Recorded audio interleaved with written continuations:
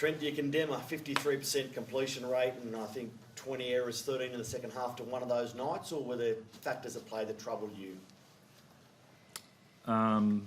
Yeah, that was obviously, I mean, it started with our discipline there. Sort of the weight of possession was sort of in their hands sort of right from the start, obviously with it was sort of discipline, errors, and then last plays.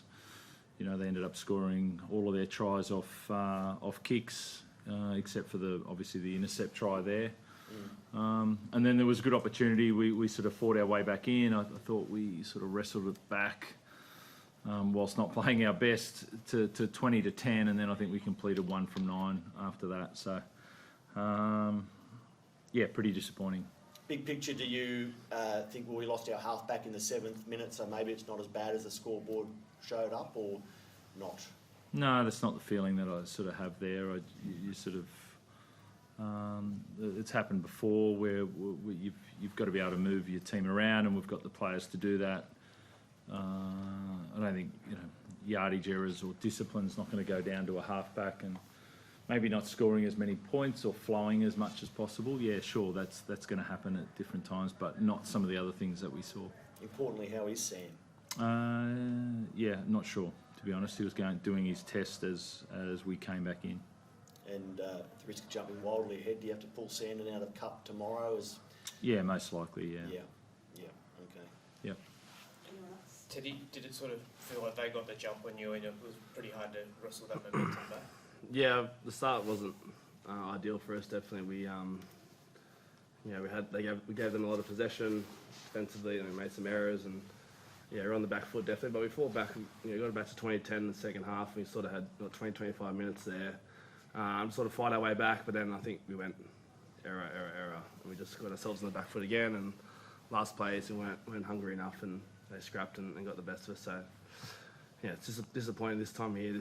How important this game is to you know, put a game like that out. But you know, we've got 2 more games. It's do or die for us. So we'll just take our lessons and get ready to go for a big game next Friday.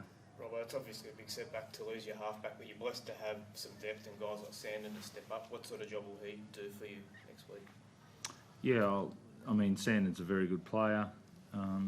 You know, we're in this position this year because of guys like Sandon, and yeah, there's no choice. There's no choice. We've got it's pretty clear what position we're in, what we need. Sandon's been here for a long time. He knows our footy, so there's no choice.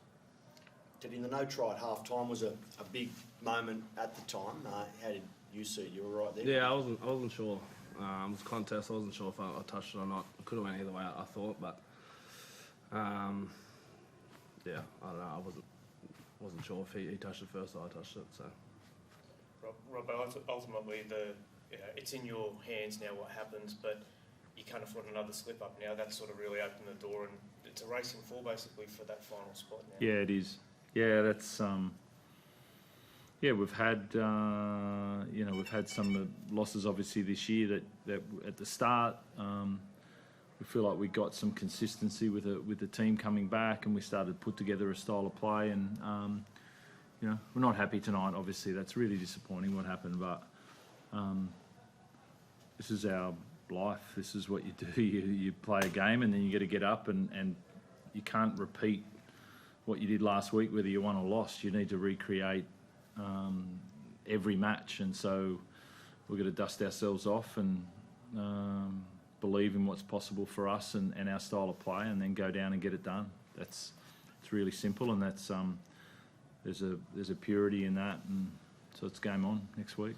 Rob, I know you spoke about Mark Nwanga this week, and when you're beaten, it's hard to be positive, I get that, but the 2 of his plays today, the 2 tries, both assisted by Heath, catch for Teddy, and the flick offload.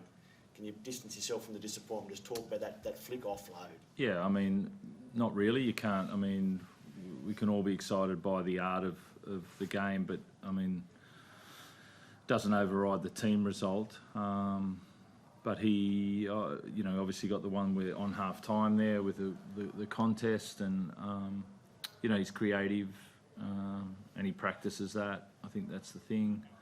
I think he had the short kick off, you know, catch away from the body and hands, and obviously those flicks, we see that, so it is practiced. It's not, it looks risky, but for him it's less risky because of the amount of times that he practices that, and it's ball control, obviously grip, where his thumb and fingers are placed on the ball and how he can move it and bring it back and flick it. That's really a high skill. So yeah, let's hopefully creates more players like that in the game.